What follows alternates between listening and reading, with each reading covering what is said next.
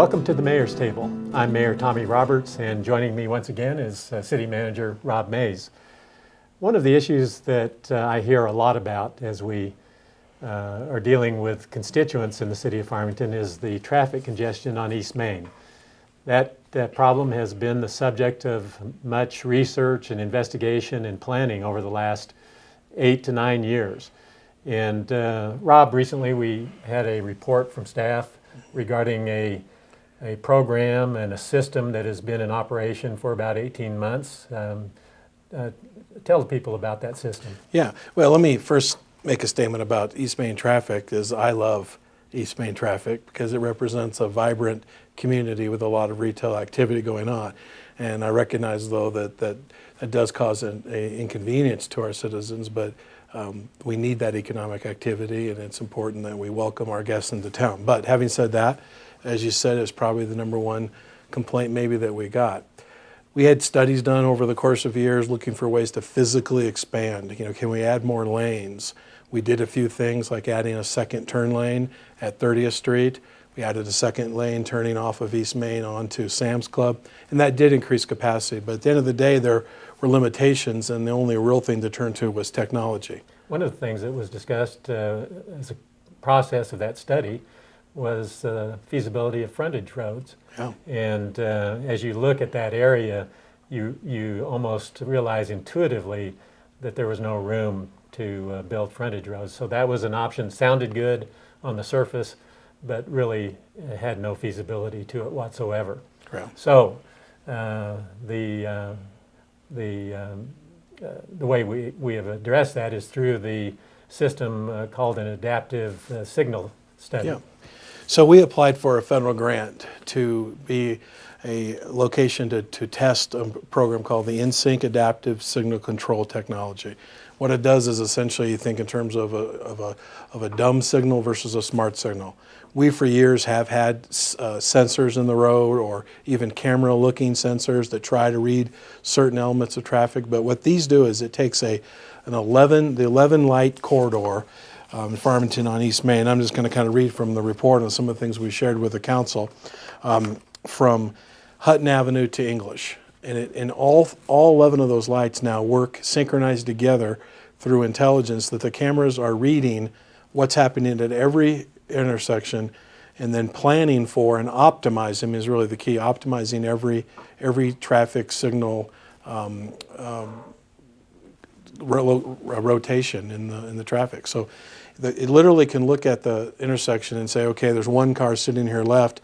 I've got time to let this car go without stopping this group of cars coming down the road. It's making those kinds of decisions to optimize the lower the weight and decrease the efficiency. And it's really pretty incredible results statistically that it's produced. And we do have some objective analysis of the impact of putting this system into operation. Do you have some statistics there that would illustrate the improvements? Yeah, we do have some statistics, and they almost sound too good to be true, to be honest with you. Because if there's, say, a wreck or construction, you might still have a time that you're stuck in traffic, and that may be the experience you remember.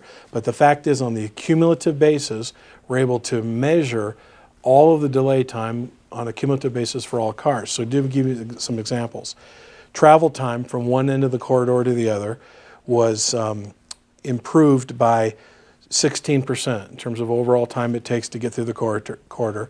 The average speeds were able to go up by 18%, and that's within the speed limits. So that, again, we're measuring the cumulative less delay.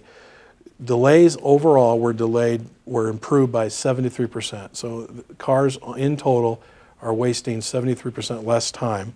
The number of stops has improved by 63%. Put that in some context. The average stop before we put it in, you stopped 3 times in that corridor, and you went very slow during it. Now, on average, you stop 1 time. Well, those numbers are impressive from a statistical perspective.